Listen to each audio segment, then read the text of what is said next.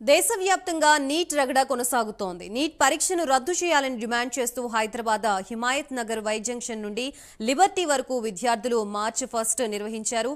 Neat paper లీకేజీపై supreme court జడ్జితో విచారణ జరిపించాలని కోరుతూ విద్యార్థి యువజన సంఘాల ఆధ్వర్యంలో భారీ ర్యాలీ నిర్వహించారు. పేపర్ లీకేజీతో సంబంధం ఉన్న దోషులందరినీ శిక్షించాలన్నారు. దీనిపై ప్రధాని నరేంద్ర మోడీ మౌనం వీడాలని, అలాగే ఎన్డీఏ నేతలు కూడా స్పందించాలని డిమాండ్ చేశారు. లక్షలాది మంది విద్యార్థుల జీవితాలతో చెలగాటమాడుతున్న ఎన్టీఏను రద్దు చేసి నీట్ పరీక్షను మళ్లీ నిర్వహించాలని డిమాండ్ చేస్తూ విద్యార్థి యువజన సంఘాల నేతలు ర్యాలీ నిర్వహించారు.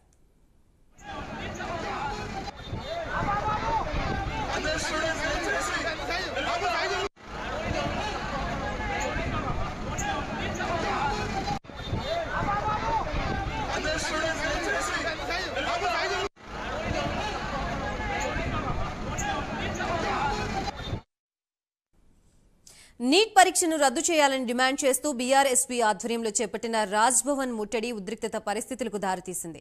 నీట్ పరీక్షను రద్దు చేయాల్సిందే అని డిమాండ్ చేస్తూ రాజ్భవన్ ముట్టడికి ప్రయత్నించడంతో పోలీసులు వారిని అడ్డుకున్నారు. దీంతో అటు పోలీసులు ఇటు బీఆర్ఎస్పీ నాయకుల మధ్య తోపులాటలు చోటు చేసుకున్నాయి. పోలీసుల్ని ఛేదించుకుని విద్యార్థులు రాజ్భవన్ గేటు ఎక్కేందుకు ప్రయత్నించారు. దీంతో పోలీసులు వారిని అదుపులోకి తీసుకుని పీఎస్కు తరలించారు. సీఎం రేవంత్ రెడ్డితో పాటు మంత్రులుగా ఉన్న కిషన్ రెడ్డి, బండి సంజయ్ నీట్ పరీక్షపై స్పందించి విద్యార్థులకు న్యాయం చేయాలని వారు డిమాండ్ చేశారు.